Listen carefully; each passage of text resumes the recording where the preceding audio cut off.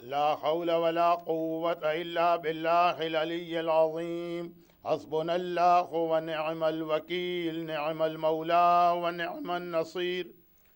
أعوذ بالله من الشيطان اللعين الرجيم. بسم الله الرحمن الرحيم.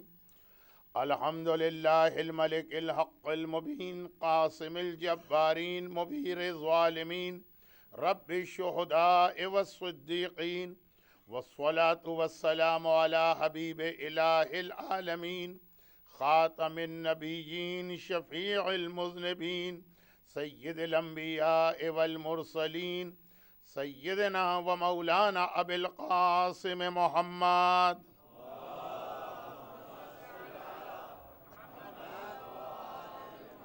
وآله الطيبين الطاهرين المعصومين المظلومين المنتجبين الميامين، سيما على بقية الله في الأراضين وحجته على العالمين. اللهم عجل له الفرج ولعنة الله على أعدائهم أجمعين. أما بعد، فقد قال الله الحكيم في كتابه المبين. بسم الله الرحمن الرحيم. وسيعلم الذين ظلموا أي منقلب ينقلبون.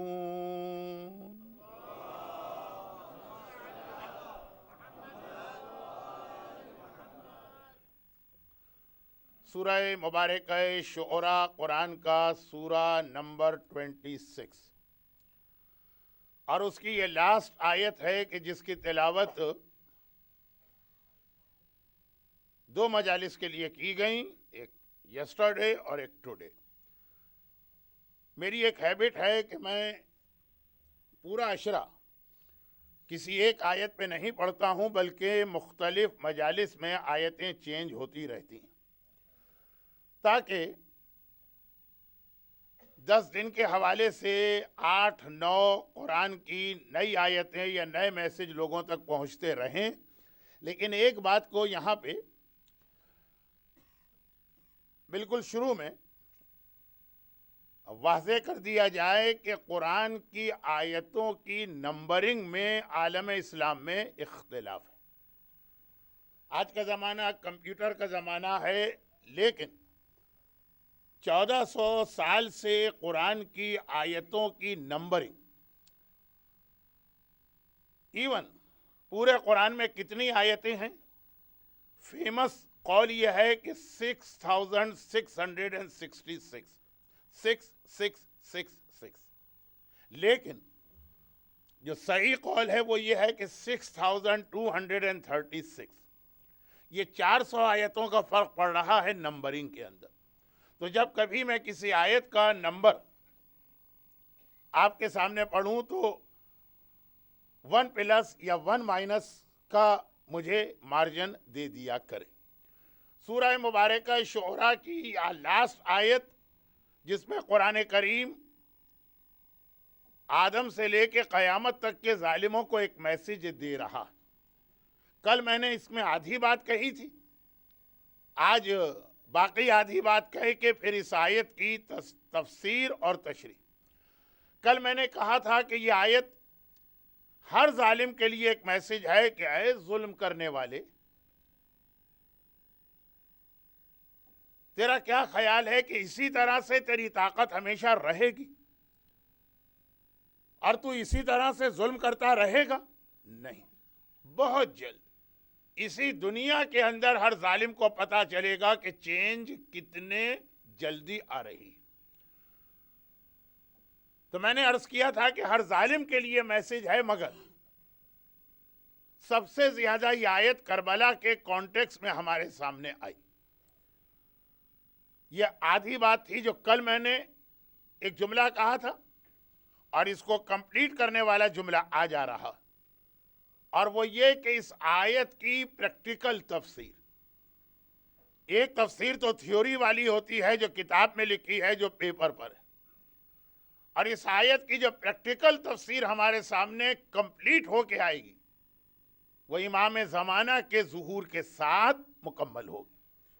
امام کا آنا دنیا کے ہر ظالم کے لیے یہ میسج ہے کہ قرآن کریم کے سورہ شعراء کا جو ایک اللہ کا پرومس ہے मजलूमों के साथ वो पूरा होने का वक्त आ गया। मगर ये बात भी याद रखिएगा कि करबला और ज़ुहूर इमाम, हमारा टॉपिक है करबला से इमाम ज़माना तक। करबला और इमाम ज़माना ये एक ही जिहाद के दो हिस्से। और अगरचे यहाँ पे मैं एक एग्जाम्पल देता हूँ, लेकिन आज मजलिस के शुरू में वो एग्जाम्पल नहीं दे रहा हूँ, वो मुझे खुद भी अच्छा नहीं लगता। लेकिन बहरहाल करबला उस जिहाद का पार्ट ए है और इमाम ज़माना उस जिहाद का पार्ट बी। और करबला के लिए जो उस ज़माने के जालिमों ने पॉलिसी इख्तियार की थी, वही इमाम ज़माना के अगेंस्ट पॉलिसी इख्तियार की जाएगी। अंग्रेजी का एक लफ्ज़ है, मेरी अंग्रेजी तो आपको मालूम है कि बिल्कुल गलत सलत होती, लेकिन शायद अंग्रेजी के अंदर एक चीज़ मशहूर है पॉलिसी के हवाले से, stick and carrot policy. Karbala के मौके पर भी ये पॉलिसी इख्तियार की गई थी और इमाम ज़माना के ज़ुहूर से जस्ट बिफोर और ड्यूरिंग जिहाद ऑफ इमाम ज़माना। एक बात हर मोमिन के जहन में बिल्कुल क्लियर होना चाहिए कि इमाम का जिहाद कोई मेरिकल का जिहाद नहीं। अगर मेरिकल के जरिए से इमाम को कोई रेवोल्यूशन लाना होता तो 11 इमामों को इतने ज्यादा प्रॉब्लम फेस न करना पड़ते। तो इमाम का जिहाद कोई मेरिकल के जरिए नहीं होगा कि जिस तरह हम बटन दबाते हैं और एक मर्तबा लाइट आ जाती है, वो नहीं। इमाम के जिहाद को एक खासा टाइम पीरियड चाहिए होगा और उस दौरान जो जालिम है उनकी पॉलिसी वही रहेगी कि कैरेट एंड स्टिक वाली। और ये वो मैसेज है जो एवरी शब जुमा दुआए कुमैल के एंड में आपको दिया जाता कि जो करबला में थे उनके लिए भी दुआए कुमैल बिफोर करबला हमारे सामने आई। और जो इमाम ज़माना का टाइम पीरियड जिनको मिल जाएगा,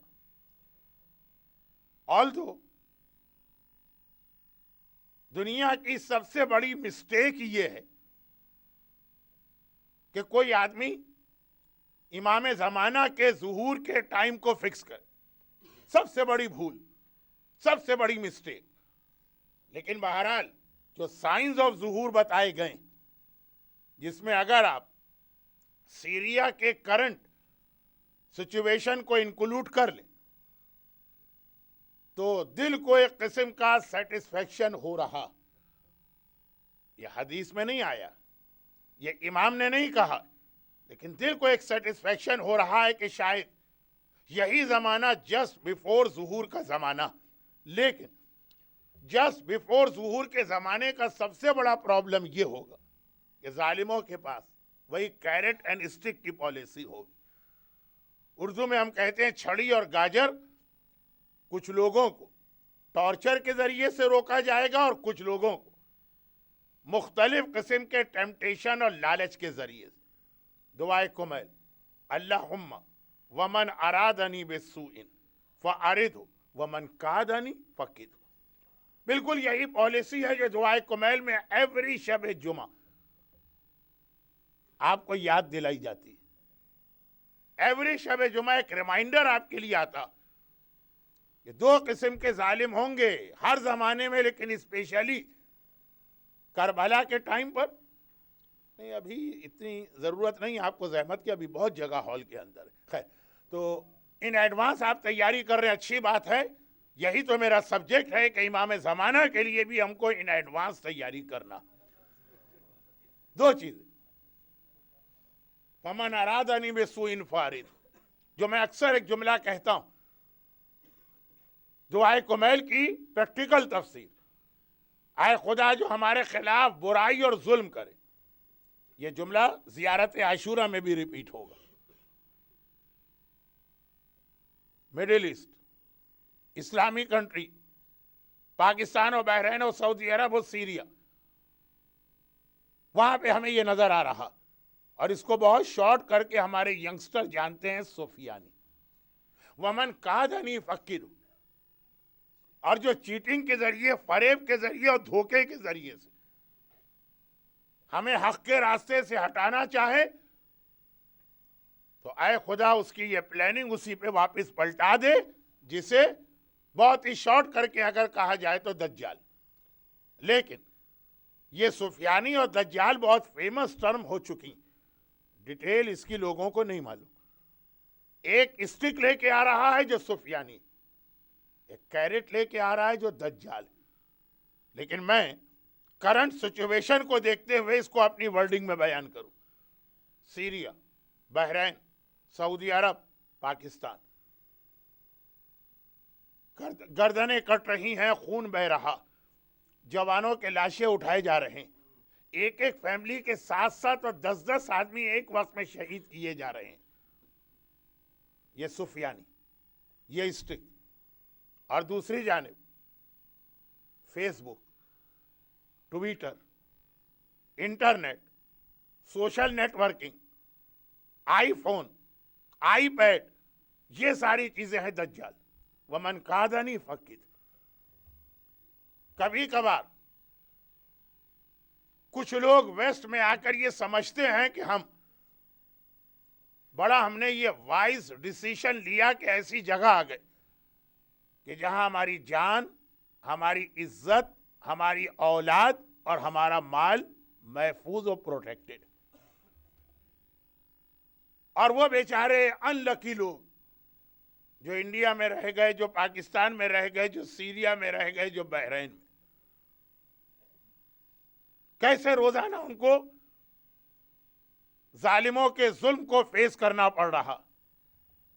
یہ تو اب قیامت کے دن پتا چلے گا کہ جو یہ سمجھ رہا ہے کہ وہ سکسیسفل ہے، وہ ہے بھی کہ نہیں، اور جس سے ہم سمجھ رہے ہیں کہ وہ بیچارہ فیلئر ہے، وہ فیلئر ہے بھی کہ نہیں۔ عقیدے کی حد تک تو ہر مومن ایک جملہ کہتا، اس جملے کو اپنے کرنٹ سچویشن میں اور جہاں پہ آپ رہ رہے ہیں وہاں لے کے جائیے۔ عقیدے کی حد تک تو ہر آدمی ایک جملہ کہتا کہ سب سے امپورٹنٹ چیز ہے میرا ایمان۔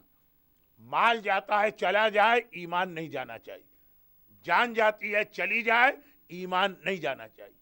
اولاد جاتی ہے تو چلی جائے، ایمان نہیں جانا چاہیے۔ عقیدے کی حد تک ہر آدمی یہ کہتا۔ پھر جناب حزقیل اور ان کی وائف جناب سیانہ سے لے کر مولائے متقیان کے اہم ترین صحابی حجر ابن عدی تک یہ سٹوریز ہیں، اور میں نے خود بھی برمنگم کے اس ممبر سے یہ ساری چیزیں اس سے پہلے کے سالوں میں پڑھی۔ جناب حزقیل کے واقعے پہ ایک پوری مجلس میں یہاں پڑھ کے گیا ہوں۔ میری اپنی کوشش یہ ہے کہ چیزیں کم سے کم ریپیٹ ہوں، ریپیٹ تو ہوں گی لیکن کم سے کم۔ جناب حزقیل اور جناب سیانہ، جناب سیانہ کے لیے ایک جملہ ایسا کہوں جو آگے جا کر میری ایک فل مجلس بننے والا، اور وہ یہ کہ یہ ان 13 لیڈیز میں سے ہیں، ون آف the 13، جن کا نام لے کر معصومین نے یہ ارشاد فرمایا کہ جو فرسٹ آرمی امام زمانہ لے کر آئیں گے 313 کی، اس میں 13 عورتیں ہوں گی۔ عورتیں 13 سے زیادہ ہیں، تقریباً 50۔ 13 کے نام امام نے لیے، اور ان میں سے ایک نام سیانہ کا۔ ہمارے یہاں پہلے یہ سوال لوگ بہت کرتے تھے، اور ابھی بھی کہیں کہیں یہ سوال لوگ آج بھی کر لیتے ہیں کہ مولانا امام زمانہ کی آرمی میں تو سارے مرد ہیں، عورتوں کا رول کیا ہوگا؟ اس کا مطلب یہ ہے کہ امام زمانہ کی آرمی کے لیے نالج کتنی کم۔ 50 عورتیں امام کی فرسٹ آرمی میں، فرسٹ امام کی ایکچول آرمی تو مور دین 10,000۔ پہلی جو آرمی ہے 313، اس میں 50 عورتیں، اور 50 میں سے 13 کے نام ہیں۔ نام کا مطلب بہت ہی فیمس عورتیں، جناب سیانہ، زبیدہ خاتون ہیں، ام خالد ہیں، ایک صدقہ جاریہ والی، ایک جس نے موت قبول کر لی، شراب نہیں پی، اور ایک سیانہ جس نے اپنی اولاد کو اپنے سامنے شہید ہوتے دیکھا لیکن اپنے ایمان کو نہیں چھوڑا۔ تو یہ پوری ایک آگے فل مجلس بنے گی کہ کربلا سے لے کے امام زمانہ تک میں عورتوں کا رول کیا. مگر اس وقت جو بات میں کہہ رہا تھا بہت شارٹ میں وہ یہ کہ جناب حزقیل سے لے کر جناب حجر ابن عدی تک سیریا لوگ زیارتوں پہ کس کثرت کے ساتھ جا رہے تھے, اور انشاءاللہ یہ حالات بہت جلد ختم ہونے والے اور دوبارہ اسی شان کے ساتھ بلکہ اس سے بھی زیادہ بہتر طریقے سے آپ لوگ سیریا کی ساری زیارتیں کریں گے. یہ یاد رکھیے گا, یہ بات میں اپنی طرف سے نہیں کہہ رہا, اپنے بزرگ علماء اور خاص طور پر بعض مراجع کے قول کو نقل کر رہا ہوں جن کا نام لینے کی مجھے پرمیشن نہیں. خیر, تو حجر ابن عدی سیریا جانے والا ہر آدمی جانتا, تو ایک سلسلہ چلا آ رہا جناب حزقیل جن کا تذکرہ قرآن میں آیا وہاں سے لے کے حجر ابن عدی تک, کہ جہاں پر ہمیں میسج یہ ملتا کہ ایمان سب سے زیادہ اہم ہے, حتیٰ یہ کہ اپنی اولاد بھی قربان کر دو. زبان سے ہر آدمی یہ کہتا مال جاتا ہے چلا جائے کوئی واندہ نہیں, ایمان بچنا چاہیے. جان جاتی ہے چلی جائے ایمان نہیں جانا چاہیے. اولاد مرتی ہے تو مر جائے ایمان نہیں جانا چاہیے.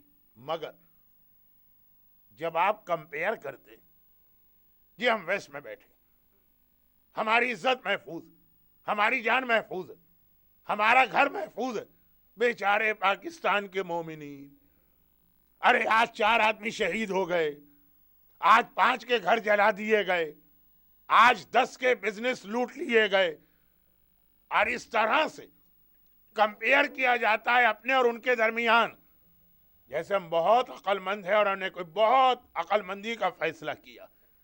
ٹھیک ہوگا, لیکن کمپیئر اس طرح نہ کرے. کمپیئر اس طرح کرے کہ ہر شہادت کے بعد اور ہر مکان کے جلنے کے بعد اور ہر دکان کے لوٹے جانے کے بعد ان کے ایمان میں کمی آ رہی ہے کہ ان کا ایمان بڑھ رہا, اور ہر فیسلٹی کے بعد ہمارا ایمان اتنا ہے جسے لے کے ہم یہاں آئے تھے کہ ہر جنریشن میں ایمان تھوڑا سا کم ہوتا چلا جا رہا. اگر آپ یہ خود فیل کریں, بعض چیزوں میں معصومین نے ہمیں ایک ایڈوائز دی, اور وہ یہ ہے کہ کچھ چیزیں ایسی ہیں کہ اس میں فتویٰ اپنے دل سے لو. یہ حلال و حرام, یہ اسلامک لاز, یہ نجاست و طہارت نماز اور روزے کے لیے نہیں, لیکن کچھ چیزوں میں امام نے کہا کہ فتویٰ اپنے دل سے لو. خود اپنے آپ سے پوچھو, کسی اور سے پوچھنے کی ضرورت نہیں. یہاں بھی اپنے آپ سے پوچھنا کہ جتنا ایمان لے کے آئیں وہ ایمان ہم نے بچا لیا ہے, اسے بڑھا دیا ہے. ایسے بھی لوگ میں جانتا ہوں, ایسے بھی لوگ ہیں کہ جو ایسٹ افریقہ اور پاکستان میں اتنے ریلیجس نہیں تھے, جب جو یہاں آ کے بن گئے. تو ایسے ہیں, یا ایمان ہم نے ذرا سا لوز کر دیا. اور ہماری نیکسٹ جنریشن کا کیا, اگر آپ کا دل کہے کہ ہم بہتر ہیں پہلے سے, یہ آپ کی کامیابی ہے, یہ آپ کا جہاد کربلا میں 21st سینچری کا پارٹیسپیشن ہے. اب یہ باتیں ڈیٹیل سے آتی رہیں گی, لیکن بات یہ کہنا تھی کہ سفیانی یعنی ومن ارادنی بسوئن, وہ لے کر آئے گا ہمارے مال کو نقصان پہنچانے والی اسٹک, وہ لے کر آئے گا ہماری گردن کاٹنے والی اسٹک, وہ لے کر آئے گا ہماری اولاد کو شہید کر دینے والی اسٹک. اور دجال وہ یہ چیزیں نہیں لائے گا, وہ ہر وہ چیز لے کے آئے گا جو ہر دن گزرنے کے ساتھ ہماری فیملی کے ایمان کو کم کرتی چلی جائے گی. یہی وجہ کہ اسلام سب سے امپورٹنٹ عبادت کسے قرار دیا گیا, سب سے امپورٹنٹ عبادت علم. علم جہاد کربلا میں آقا حسین مور دین 72 کو اپنے ساتھ لے کر گئے تھے, اور ہمیں نہیں معلوم کہ آقا نے کیا کرائیٹیریا رکھا تھا. صرف ایک مجاہد 3 دن کے بعد جن کا تذکرہ ہونے والا حبیب ابن مظاہر کے نام آقا حسین کا ریٹن خط ملتا, اور اس میں کیا جملہ تھا, من الرجل الفقیہ. یہ خط میں اس کے نام لکھ رہا ہوں جو مرد فقیہ ہے, جو دین کو سمجھتا. جس کے پاس دین کی نالج ہے اس کو بلایا جا رہا. مگر جب ہم جم کر کے جاتے ہیں ظہور امام تک اور پوچھا جاتا یہ 8ویں امام کی حدیث ہے, ہمارے 8ویں امام امام علی ابن موسیٰ الرضا علیہ الصلوۃ والسلام, مولا امام زمانہ کی فوج کی سب سے اہم خصوصیت کیا ہوگی؟ کوالیفیکیشن. بہت لندی حدیث ہے, میں آج شارٹ کر کے پڑھ رہا ہوں. 2 دن کے بعد امام زمانہ کی فوج کی 25 کوالٹیز آپ کے سامنے آئیں گی. Requirement, criteria.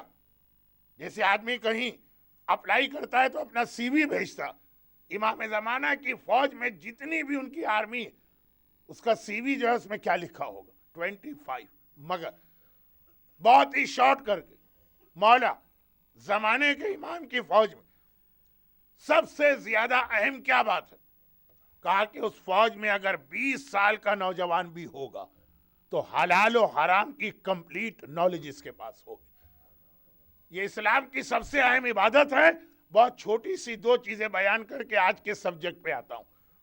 پہلی بات, اگر آپ اپنے گھر میں دنیا بھر کی شیطانی چیزوں کے ساتھ کوئی ایسا چینل بھی رکھتے ہیں کیبل پر یا ڈش پر جو آپ کو یہ بتا رہا ہو کہ اس وقت کربلا میں کیا ہو رہا ہے, تو آپ کو معلوم ہے ہر سال آپ دیکھتے ہیں کہ جیسے جیسے عاشورے کی تاریخیں قریب آئیں گی زائرین کربلا کی جانب پورے قافلے جا رہے ہیں. 40 قریب آتا, عرفہ قریب آتا, 15 شعبان قریب آتی, زیارت کرنے والوں کی کتنی کثیر تعداد کربلا جاتی. یہاں تک پوری ایک کنٹری کی جو پاپولیشن ہے اس سے زیادہ پاپولیشن صرف ایک دن کربلا میں امام مظلوم کی زری کی زیارت کے لیے پہنچتی. یہ وہ لوگ ہیں جنہیں آقا حسین کی زری کی زیارت کرنا, پیدل بھی جا رہے ہیں. اب تو الحمدللہ ہمارے ویسٹ سے بھی پیدل زائرین کی تعداد بڑھتی جا رہی. یہ سارے لوگ آقا حسین کی زیارت کے لیے جا رہے ہیں.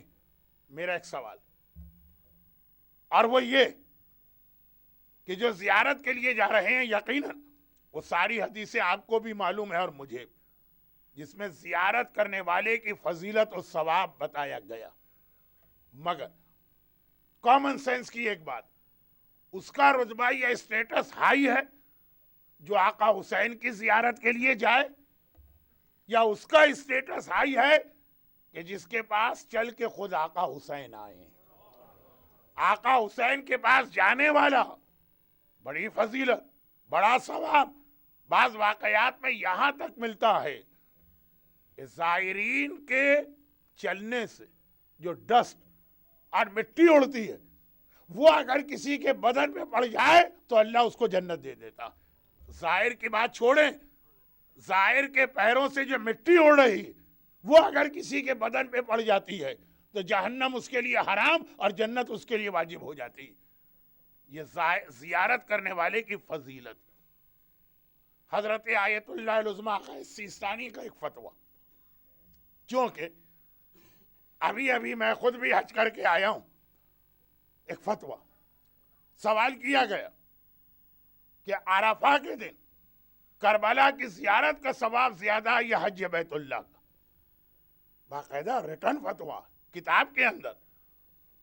دیکھیے جو زبانی لوگ فتوے پوچھ کے آتے ہیں آغا سیستانی سے, اس کے اوپر ریلائی کرنا بڑا مشکل ہوتا. کیا پوچھا گیا, انہوں نے کیا ریپلائی دیا, سننے والے نے کتنا سنا, سننے والے نے کتنا سمجھا, بہت ساری چیزیں اس کے اندر آ جاتی ہیں. اور پھر اسپیشلی آپ میں سے ہر ایک کو معلوم کہ خاص طور پر آغا سیستانی زیارت کی ان تاریخوں میں جب ہمارے زائرین جاتے ہیں کتنے بیزی ہوتے ہیں. ایج بھی آپ کو پتا ہے کہ مور دین 80. دنیا بھر کی مرجعیت کی ذمہ داری بھی ان کے کندھوں پر, اور پھر زائرین سے ملاقات بھی. چنانچہ بعض اوقات جواب بہت شارٹ دیتے ہیں. اسی لیے جب تک کہ ریٹن میں جواب نہ ہو یا بک میں پرنٹ نہ ہو اس پر ریلائی کرنا بہت مشکل ہوتا.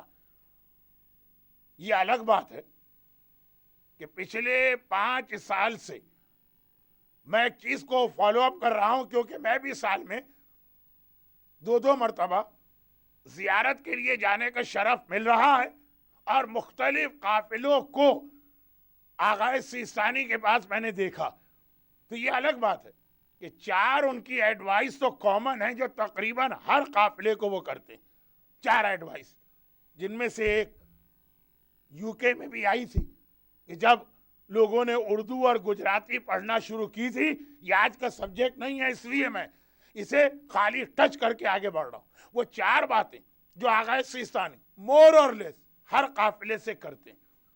4 اسپیشل ایڈوائز، وہ تو ٹھیک ہے، وہ تو کنفرم، کیونکہ اتنے لوگوں سے کہا، اتنا زیادہ اس کو ریپیٹ کیا کہ اس میں تو ہمیں کوئی شک نہیں ہے کہ ہمارے اس عظیم مرجع 21 سینچری میں ساری دنیا اسپیشلی ویسٹ میں بیٹھنے والوں کو 4 نصیحتیں کی.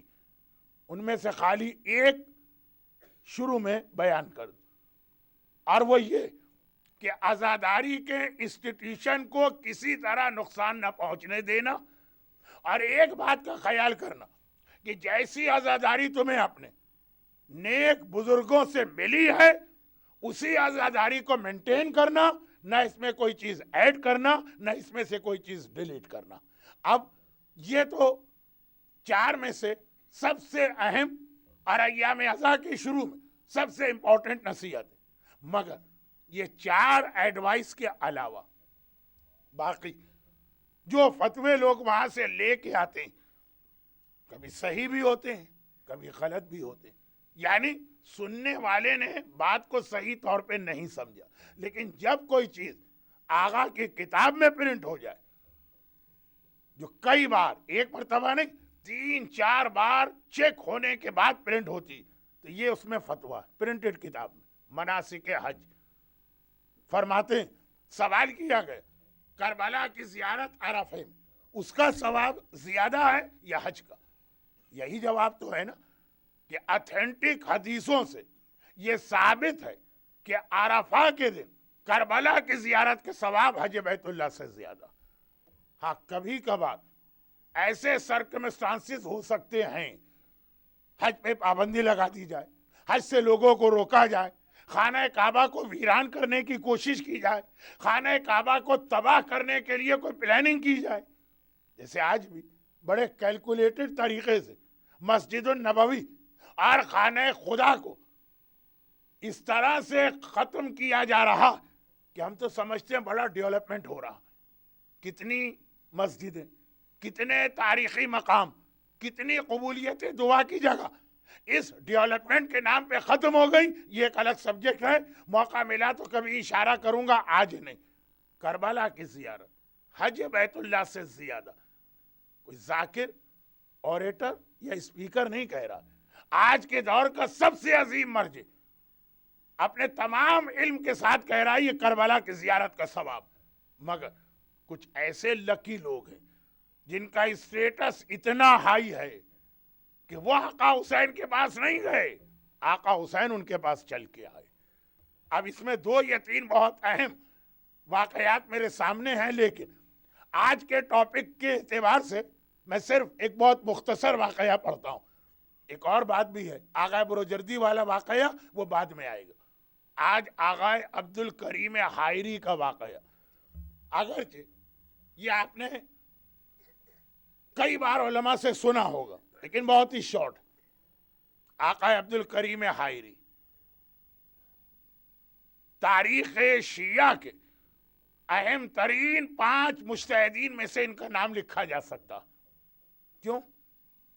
آخری زمانے کی ویسے ہی ایک سائن تھی کہ قم یہ سینٹر بنے گا اسلام کا، پریچنگ کا، اجتہاد کا. قم آج جو ہمارے سامنے قم ہے علماء اور مجتہدین سے بھرا ہوا، یہ 100 سال پہلے ایسا نہیں تھا. 1341 ہجرہ، ابھی 100 ایئرز بھی کمپلیٹ نہیں ہوئے. 1341 میں قم کا حوضہ علمیہ بنا. نجف کا حوضہ بہت پرانا, شیخ توسی کے دور کا, قم نہیں. قم بہت ہی ریسنٹ پاس کی بات ہے. 13 اور کس نے بنایا؟ آقا عبد الکریم حائری. یہ آقا عبد الکریم حائری خود مرجعیت کے اعتبار سے بھی اتنے اہم تھے کہ ان کے اسٹوڈنٹس کی اگر آپ لسٹ دیکھیں, امام خمینی انہی کے اسٹوڈنٹ, آغا گل پائگانی انہی کے اسٹوڈنٹ, آغا عراقی انہی کے اسٹوڈنٹ, آقا شہاب الدین مرشی نجفی, کہ آج لوگ خالی ان کی لائبریری کو یاد کرتے ہیں لیکن ایک مرجع انہی کے اسٹوڈنٹ, آغا مرتضیٰ حائری انہی کے اسٹوڈنٹ. یعنی اتنا عظیم عالم کہ جس نے اپنے اسٹوڈنٹس میں اتنے سارے تو مراجع پیدا کیے. آج بھی معصوم قم کی زری کے سرانے آغا عبد الکریم حائری کی قبر موجود, لیکن آغا عبد الکریم حائری کے حالات بتانے کا موقع نہیں. صرف اس لیے میں نے یہ بات بتائی کہ پہلے اس عظیم شخصیت جس نے بڑے ٹف ٹائم میں شاہ ایران اور اس کا ظالم باپ قم کے حوضے کو اسٹیبلش کیا. ان کا واقعہ ہے کہ یہ کربلا زیارت کے لیے گئے تھے جب نہ مرجع بنے تھے اور نہ ہی یہ قم میں شفٹ ہوئے تھے. لیکن ذہن میں ان کے یہ پلاننگ تھی کہ مجھے دین کی خدمت کرنا ہے اور اہم ترین کام, اہم ترین عبادت علم دین. کربلا پہنچے, بیمار پڑ گئے, اپنے ہوٹل یا مسافر خانے میں ہیں اور روز بروز ان کی طبیعت خراب ہوتی جا رہی, یہاں تک کہ ایک وقت ایسا آیا کہ ان کو ایسا لگا کہ جیسے ملک الموت میرے سرہانے آ گیا. بعض صاحبان علم کو یہ قدرت طاقت ہوتی ہے کہ وہ فیل کر لیتے ہیں کہ ملک الموت ان کے قریب پہنچا. بس جیسے ہی ملک الموت کو اپنے سرہانے دیکھا, ایک نہیں 500 سٹوریز بڑے بڑے علماء اور اتھینٹک اور متقی علماء کے میرے پاس ہیں. ملک الموت دیکھا کہ میرے سرانے آ چکا, بے اختیار آواز دی, السلام علیکم یا ابا عبداللہ آقا حسین, اس وقت مجھے آپ کی مدد کی ضرورت. بھائی ادھر یہ کہا اور ایک مرتبہ اب جو آنکھیں کھولی تو آقا حسین کو اپنے سرہانے کھڑا پایا اور پوچھ رہے ہیں کہ آئے عبد الکریم مجھے کیوں بلایا؟ کہا مولا میں موت سے نہیں ڈرتا ہوں, میں مرنے کے لیے تیار ہوں, لیکن میری یہ کوشش تھی کہ جس مقصد کے لیے کربلا میں آپ نے جہاد کیا اس تبلیغ کے لیے میں ایک حوضہ بنا کے جاؤں. آقا اتنی مدت مجھے دے دیجیے کہ میں حوضہ اسٹیبلش کروں. آقا نے کہا کتنے سال چاہیے؟ یعنی مولا نے, امام نے جواب دیا 15 سال. امام حسین کہتے جا عبد الکریم حائری میں نے تجھے 15 سال دیے, ملک الموت واپس چلے جاؤ. ملک الموت واپس چلا گیا. ایک زہرا کے گھر کا دروازہ تھا جہاں ملک الموت اجازت کے بغیر قدم نہیں بڑھا رہا, اور ایک حسین مظلوم کا حکم تھا, آنے کے بعد واپس چلا گیا, کہا جا میں نے تجھے 15 سال دی. 1340 ہجرہ کا یہ واقعہ. اگلے سال حوضہ بنایا. حوضہ ایک دن میں اسٹیبلش نہیں ہوتا,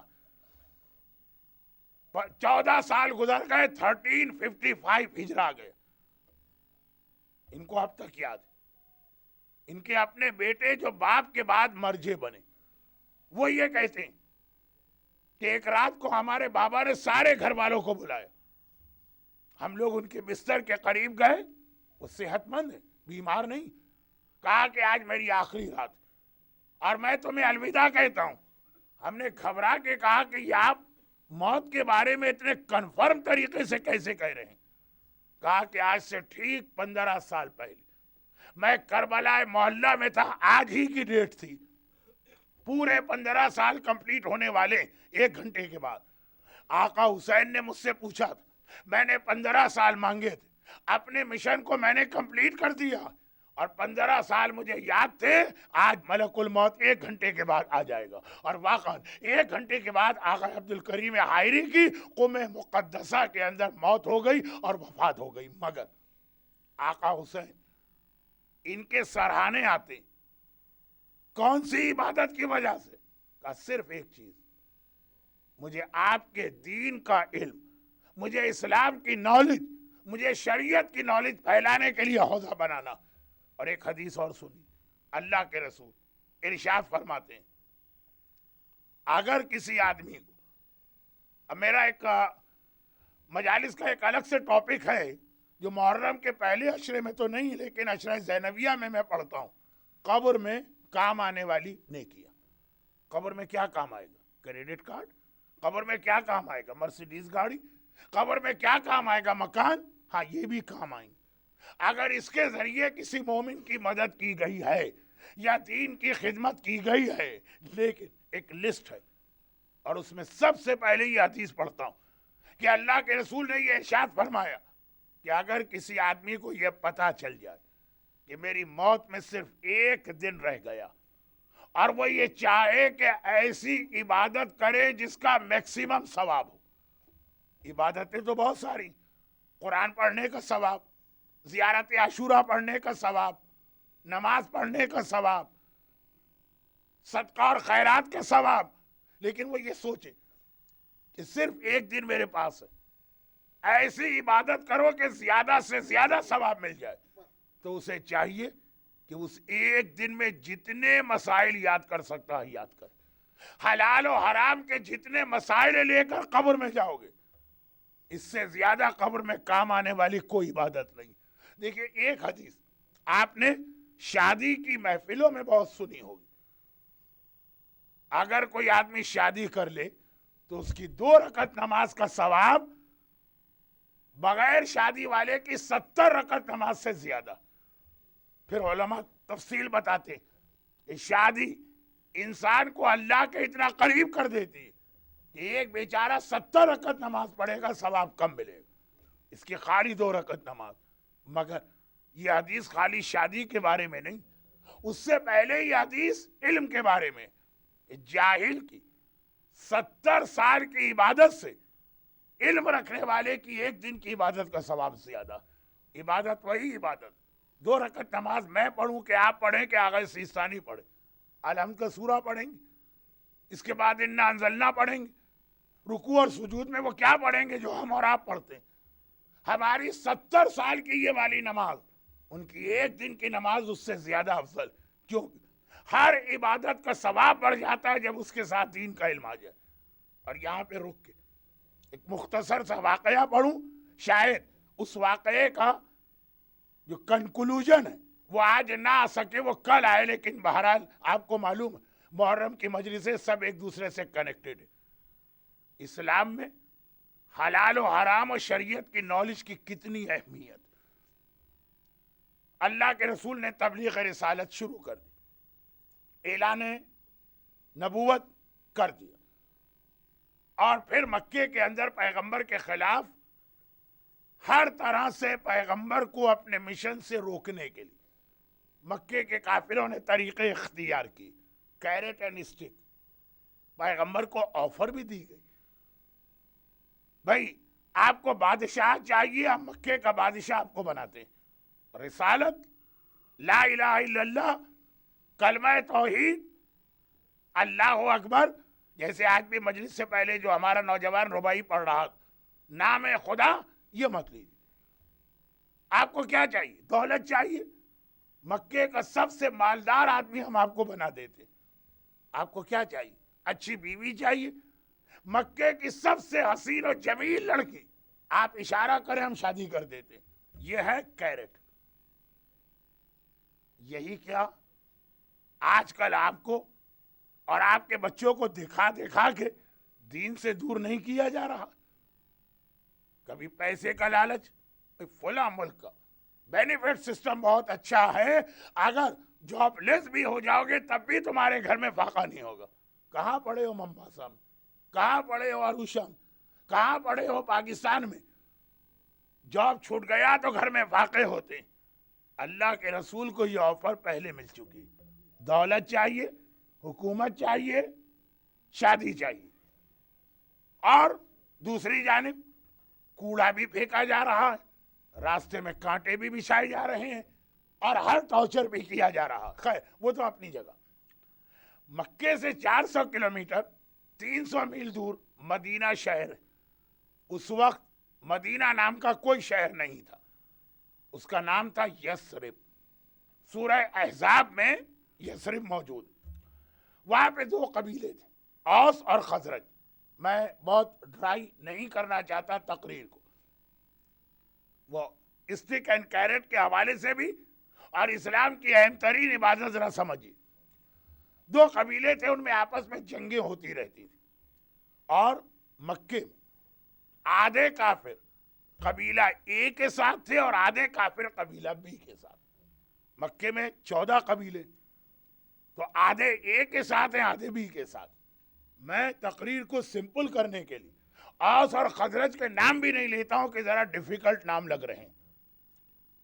اب جنگیں ہوتی, جب قبیلہ اے ہار جاتا ہے ڈیفیٹڈ, وہ مکے آتے ہیں, جو ان کے الائز ہیں اور پارٹنر ہیں ان سے ہیلپ لے کے جاتے ہیں. پھر کبھی قبیلہ بی ہار جاتا ہے, وہ مکے آتے ہیں, وہ اپنے دوستوں اور اپنے پارٹنر سے ہیلپ لیتے ہیں. پیغمبر کے رسالت کے اعلان کو تقریباً 10 سال گزر گئے. مکے میں ظلم حد سے زیادہ بڑھ گیا. 2 ایسی شخصیتیں جن میں سے کم از کم ایک پر مجھے ایک پوری مجلس پڑھنا ہے آگے جا کے. 2 ایسی عظیم شخصیتیں, اسلام کے پروٹیکٹر, اسلام کے سپورٹر, محسن اسلام. ایک حضرت ابو طالب, ایک خدیجہ طاہرہ سلام اللہ علیہا, انتقال ہو گئے. مظالم اور زیادہ بڑھ گئے. اب مدینے والوں کو مکے والوں سے کوئی کنسرن نہیں تھا, ان کے انٹرنل پرابلم سے. وہاں تو قبیلہ اے اور بی میں جنگ ہوئی, قبیلہ اے ڈیفیٹڈ, ہار گئے. وہ اپنے روٹین کے مطابق, یہ جنگ 100 سال سے چل رہی, 100 سال. تو اب جب وہ لوگ ہار گئے قبیلہ اے, تو وہ مکے آیا. اس کا جو سب سے دیکھیں ایمبیسیڈر بنا کے ایسے آدمی کو بھیجا جاتا ہے جو بڑا وائز, بڑا دانشمند, انٹیلیکچوئلز میں سے وہ اپنی قوم کے, اسعد ابن زرارہ. یہ 2 نام بہت امپورٹنٹ ہے, اسعد ابن زرارہ اور موصب ابن عمیر. بہت اہم نام, ہر مسلمان کو یہ 2 نام اچھے طریقے سے یاد ہونا چاہیے معصومین کے بعد. اسعد ابن زرارہ قبیلہ اے کے ڈیلیگیٹ, وہ ہیلپ لینے کے لیے مکہ آئے, اور کوئی نئی بات نہیں ہے, یہ ایک روٹین 100 سال سے چلا آ رہا. 3, 4, 5 جنریشن گزر گئی, اور انہیں معلوم ہے کہ ایک نارمل بات ہے, میں جاؤں گا, جو میرے سپورٹر یا جو میرے ہیلپر ہیں, جو میرے الائز ہیں, ان سے ریکویسٹ کروں گا, ہمیشہ وہ میری ہیلپ کرتے ہیں. اچھا, مدینہ جو ہے وہ اپنے لوکیشن کے اعتبار سے بہت اہم جگہ تھا. جیسے مڈل ایسٹ کا پیٹرول اور آئل مڈل ایسٹ کے لیے ایک بہت بڑا پرابلم بھی بن رہا. مدینہ بہت ہی اہم جگہ پہ تھا, ٹریڈ روٹ کے بیچ میں تھا. مکے سے یورپ جتنے قافلے جاتے تھے مدینہ ہو کے جاتے تھے. تو مکے والوں کے لیے مدینے میں اپنے الائز بنانا ضروری تھے. چنانچہ قبیلہ اے کا ڈیلیگیٹ اسعد ابن زرارہ, بہت امپورٹنٹ پرسنالٹی, وہ مکے آئے, اور ان کا ریلیشن امیہ ابن خلف سے ہے. یہ وہ آدمی ہے جس کا تذکرہ سورہ یاسین کے آخر میں آیا. اولم یر الانسان انا خلقناہ من نطفۃ فاذا هو خصیم مبین. یہ قرآن کہہ رہا ہے کہ اس آدمی کو دیکھو جسے ہم نے پانی کے قطرے سے بنایا, اور بڑا ہو کے کتنا یہ خصیم اور دشمن بن گیا. وہ یہ امیہ ابن خلف. آپ میں سے جو لوگ مکے کی زیارتیں کیے ہوئے ہیں, گیٹ 79 کے بالکل سامنے جو مکے کا سب سے پرانا قبرستان, جس کے اندر مکے کے لوگ اپنی بیٹیوں کو زندہ دفن کرتے تھے, امیہ ابن خلف کا مکان وہاں پہ تھا. تو خیر, اسعد ابن زرارہ پہنچے اور اپنے دوست کے گھر میں سامان رکھ کے اسٹے کیا. اس نے پوچھا کہ بھائی کیوں آئے ہو؟ ویسے ہی ہالیڈے, وزٹ, گھومنے کا نہیں. اس دفعہ وار میں ہمیں شکست ہوئی, ہمارے قبیلے اے کو, تو ہم تمہارے پاس آئے ہیں کہ جیسے تم نے اس سے پہلے بھی ہمیشہ ہماری ہیلپ کی, اور تمہیں ضرورت پڑتی ہے تو ہم ہیلپ کرتے ہیں. تو تم نے ہماری ہیلپ کی ہے تو اس دفعہ بھی ہماری ہیلپ کرو تاکہ ہم نئی پریپریشن کے ساتھ قبیلہ بی سے جنگ کریں. امیہ ابن خلف نے کہا sorry this time it's not possible, ہم تمہاری مدد نہیں کریں گے. گھبرا گئے, کہا ہمارے تمہارے اتنے اچھے ریلیشن, پانچ پشتوں اور 5 جنریشن کے, کیوں نہیں کرو گے؟ کہا کہ ہمارا ایک لوکل پرابلم پیدا ہو گیا اور یہ اتنا بڑا پرابلم ہو گیا 10 سال میں کہ ہمارے کنٹرول سے باہر ہو گیا. پہلے تو ہم سمجھ رہے تھے کہ ہم اس کے اوپر قابو پا لیں گے 2-3 سال میں, 10 سال میں بہت اسٹرانگ ہو گیا. ہمارے اپنے یہاں مکے کے اندر ڈویژن ہو گیا. ہمارے نوجوان کچھ کہتے ہیں, ہماری عورتیں کچھ کہتی ہیں, ہمارے بوڑھے کچھ کہتے ہیں. ہر قبیلے میں, بلکہ ہر فیملی میں, بلکہ ہر گھر میں جھگڑا. شوہر مسلمان, بیوی کافرہ, جھگڑا ہوگا کہ نہیں ہوگا؟ بیوی مومنہ, شوہر بت پرست, جھگڑا ہوگا. کہا ہر گھر میں. آج ہم اس پوزیشن میں نہیں, ہمارے سارے ریسورسز اس پرابلم کو سالو کرنے میں لگ رہے ہیں. کہا کہ کیا پرابلم؟ کہ ایک آدمی ہمارے یہاں ایسا آیا جو among ourselves, وہ نیا نہیں ہے, اس کا خاندان, اس کا کٹم, اس کی فیملی یہی تھی, لیکن اس نے ہمارے ریلیجن کے خلاف ایک نیا ریلیجن پیش کیا اور ہمارے نوجوانوں کو اور ہماری عورتوں کو بہکانا شروع کر دیا. ہم اسی کو کنٹرول نہیں کر پا رہے, اس وقت ہم کیسے تمہاری ہیلپ کریں؟ اسعد ابن زرارہ ایک ڈپلومیٹ, سمجھدار, سمجھ گئے, کہہ لے کہ ہاں تمہارا پوائنٹ ویلڈ پوائنٹ. پہلے آدمی اپنے گھر کی آگ بجھاتا ہے پھر دوسروں کی ہیلپ کرتا. تو چلو کوئی بات نہیں, میں کمپلین نہیں کروں گا, جب تمہارا پرابلم سالو ہو جائے تو پھر میری ہیلپ کر دینا. چلو ٹھیک, ختم بات. مگر اسد ابن زرارہ نے یہ کہا اور امیہ ابن خلف کے گھر سے نکلے. میں پھر یاد دلا دوں, گیٹ 79 کے بالکل سامنے جو قبرستان آپ کو نظر آتا, آج کل جہاں پر لوکل بسوں کا اسٹینڈ ہے اس کی دیوار ملا ہو, وہ قبرستان, وہاں پہ اس کا گھر, جس کو قرآن اور اسی گیٹ 79 کے سامنے جو گھر ہے اسی کا تذکرہ سورہ یاسین میں ہوا. اس گھر کا بھی ذکر ہے, اس آدمی کا بھی ذکر ہے. ٹائم نہیں. خلاصہ یہ کہ سامان رکھا, باتیں ہو گئیں, اب یہ باہر نکلے. امیہ ابن خلف نے کہا کہاں جا رہے ہو؟ کہا کہ عمرہ کرنے. اس نے روک دیا, یہ کیا غضب کر رہے ہو؟ خبردار خانہ کعبہ کے قریب نہ جانا. کہا کیوں بھائی, ہم تو خانہ کعبہ کی زیارت کے لیے ہمیشہ آتے ہیں. عمرہ مجھے کمپلیٹ کرنا ہے جس کے لیے کعبہ جانا تو ضروری ہے. حضرت ابراہیم نے جتنی عبادتیں مکے والوں کو سکھائی تھی, مکے والوں نے سب کو چھوڑ دیا, لیکن عمرہ اور حج حضرت ابراہیم کے زمانے سے ایز اٹ از چلا آ رہا تھا. نماز بھول گئے مکے والے, روزہ چھوڑ دیا مکے والوں نے, زکوٰۃ نام کی کوئی چیز نہ رہی, لیکن حضرت ابراہیم کی شریعت کے فروع دین حج اور عمرہ ایز اٹ از چلا آ رہا. اور وہ بھی اسی طرح حضرت ابراہیم نے بھی کہا تھا رجب کا عمرہ موسٹ امپورٹنٹ عمرہ. آج اسلام نے بھی یہی کہا اور مکے کے کافر بھی اسی پہ بلیو کرتے تھے. اسد ابن زرارہ نے کہا عمرہ کرنے جا رہا ہوں. کہا کہ نہیں بھائی یہ غضب نہ کرنا. کیوں؟ عمرہ کرنے سے کیوں روک رہے؟ کہا کہ وہ جو ہمارے یہاں پرابلم کریٹر ہے, حق پر عمل کرنے والے کو ہر جگہ پرابلم کریٹر کہا جائے گا. آج مومنوں کی کمیونٹی میں کوئی حق کی بات شروع کر دے, لوگ کہیں گے کہ یہ ہماری کمیونٹی کی یونٹی کو توڑ رہا, یہ ہماری کمیونٹی میں فساد برپا کر رہا, یہ پرابلم کریٹر ہے. کہا کہ وہ آدمی وہی خانہ کعبہ کے سامنے تو بیٹھتا ہے اور وہی بیٹھ کر وہ اپنی تبلیغ کرتا ہے. ہمارے نوجوان خانہ کعبہ کے صحن میں ہی تو اس کی باتوں میں آ جاتے ہیں, برین واش کرتا, ہیپناٹائز. اس کے بعد ایک جادو ہے, خبردار وہاں نہ جانا. اگر اس کی ایک بات بھی تمہارے کان میں پہنچ گئی تم گئے کام سے. اب اسد ابن زرارہ اور امیہ ابن خلف, ایک مکے کا سردار, ایک مدینے کا ڈیلیگیٹ, یہ آ کے بیٹھے.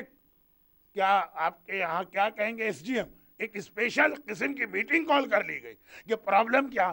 پرابلم یہ کہ ہر عبادت میں آپ کی مرضی ہے عبادت آپ شروع کریں بیچ میں توڑ سکتے ہیں. سنت عبادت, آپ نے نافلہ نماز شروع کی, ایک رکعت کے بعد آپ کا ارادہ چینج ہو گیا, توڑ دیجئے, گناہ نہیں. آپ نے سنت روزہ شروع کیا, بیچ میں آپ کا ارادہ چینج ہو گیا, آپ توڑ دیجئے, گناہ نہیں. آپ نے کوئی چیریٹی کرنا چاہی, پیسے دیتے دیتے ہاتھ واپس کھینچ لیا, گناہ نہیں.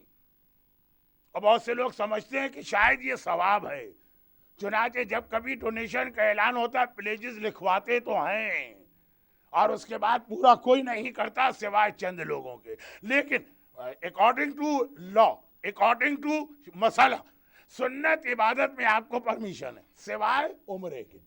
عمرہ سنت عبادت, لیکن ایک بار اسٹارٹ کر دیا تو اسے کمپلیٹ کرنا واجب ہوگا. اب مسئلہ اچھا, اور یہ طریقہ ابراہیم کے زمانے سے آج تک اسی طرح, آپ کی مرضی آپ عمرہ کریں کہ نہ کریں, خالی مدینے تک جائیے, روضہ رسول کی زیارت کر کے واپس آ جائیے. لیکن ایک بار آپ مدینے سے نکلے اور مسجد شجرہ میں آپ نے احرام پہن کے عمرہ شروع کر دیا, اب اسے کمپلیٹ کرنا واجب ہے. اور یہ کافروں میں بھی یہ مسئلہ تھا, تو اب وہ احرام پہن کے آیا ہے. احرام پہنا اپنی مرضی سے جاتا, اتارا اپنی مرضی سے نہیں جاتا ہے. طواف کرو اور سعی کرو اور پھر سر شیو کرو. اب پرابلم, اسود ابن زرارہ عمرہ اسٹارٹ کر چکا ہے بائی ویئرنگ احرام, اور سیکنڈ واجب ہے خانہ کعبہ کا طواف. وہاں پہ جانے پہ امیہ ابن خلف پرمیشن نہیں دے رہا, کہ وہ جادوگر تو وہیں بیٹھا, وہیں بیٹھ کے وہ اپنا جادو چلائے گا, تم پر بھی اثر ہو جائے گا, تم بھی سیدھے راستے کو چھوڑ دو گے. لیکن اب پرابلم کا سلوشن کیا نکلے, احرام کیسے اتارا جائے, عمرہ کیسے کمپلیٹ کیا جائے. آخر یہ بات یہ ہسٹری ہے, آپ کو سورہ انعام کی تفسیر جس کتاب میں ملے گی یہ واقعہ ملے گا. چنانچہ آخر میں یہ طے پایا کہ اب مجبوری ہے عمرہ بھی کرنا اور اس جادوگر کے جادو سے اپنے آپ کو بچانا. تو ایسا کرو, امیہ ابن خلف نے کہا ایسا کرو, اپنے کان میں یہ کاٹن رکھ لو, دونوں کان بند کر لو, ایک بار اس کی آواز تمہارے کان میں گئی اور اس کا میجک چل گیا, تم برین واش ہو گئے, تم سمجھو کہ ہیپناٹائز ہو گئے. چلے, اور کوئی سلوشن ہی نہیں تھا. چنانچہ اسود ابن زرارہ نے اپنے کانوں میں روئی رکھی اور خانہ خدا گیا تاکہ کعبے کا طواف کمپلیٹ کر کے اپنا عمرہ پورا ہو.